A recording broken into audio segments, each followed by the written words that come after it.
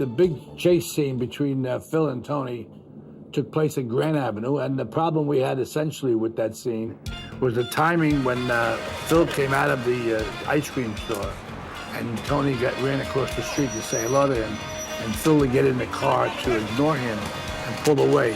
That was a pretty tricky shot to make. Grand Avenue is not a small street. It's a very, very big street. It's a major avenue out there. And that's one of the reasons we had to shoot on a Sunday, because the city could only control the traffic on a lighter traffic day like Sunday.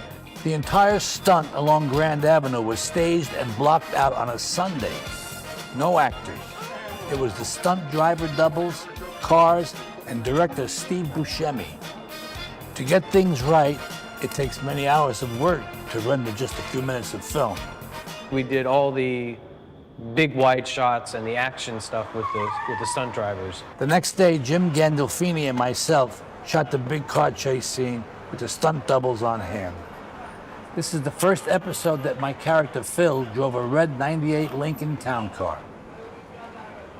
First thing we did was the lead-in scene where Frank Vincent is across the street and Tony's trying to get his attention to ask him about something, and Frank Vincent's character, Phil Leotardo, blows him off basically and drives off. This enrages Tony Soprano. He jumps into his white Escalade, takes off after him, and that's the chase.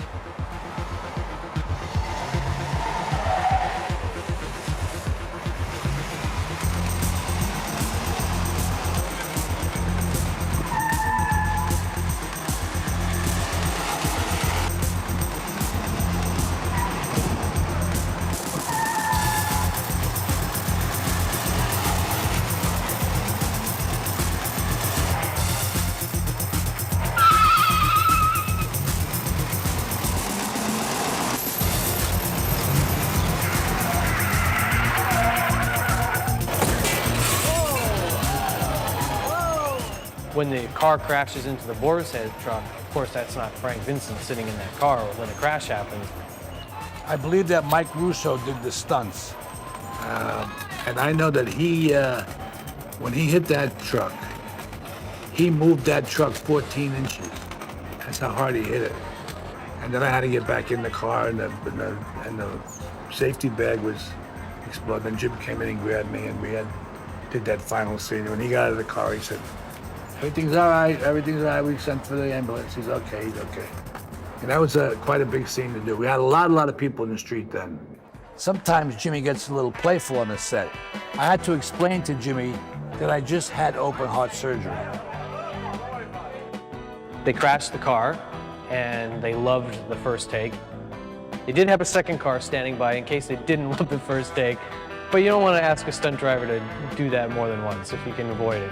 Guy did a great crash into the back of the truck, and then he gets out, Frank Vincent steps in.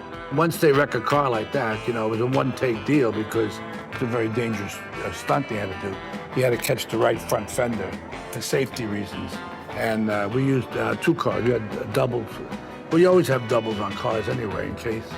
And I think one of them overheated.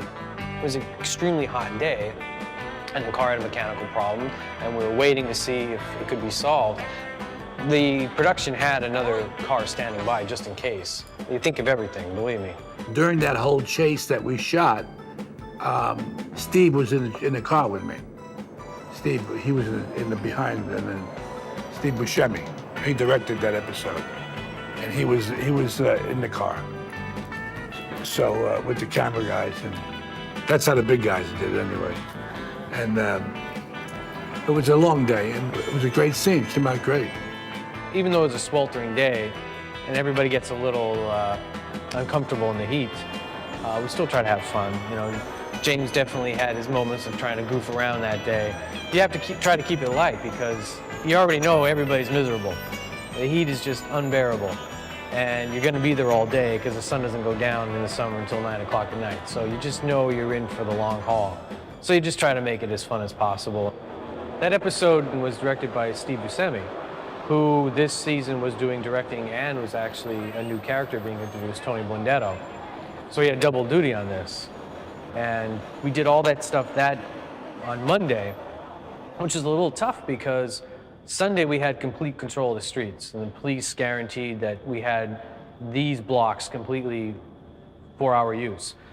But Monday was a work day, and everybody else is going to work, and we're trying to shoot this scene, and it got a little hairy there because real cars were driving through the scene, and these weren't stunt drivers all the time, knowing when Jim Gandolfini's going to run across the street.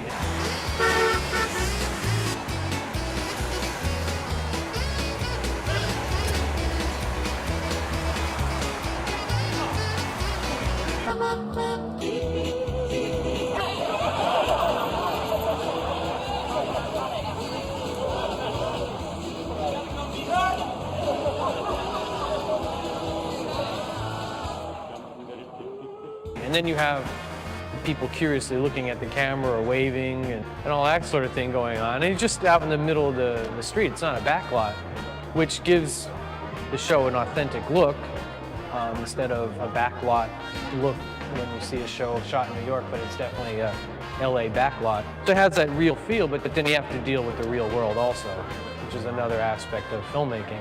The crowds are there, and the production has to maintain order. They have a lot of people working as production assistants who have to keep this quiet, keep that quiet.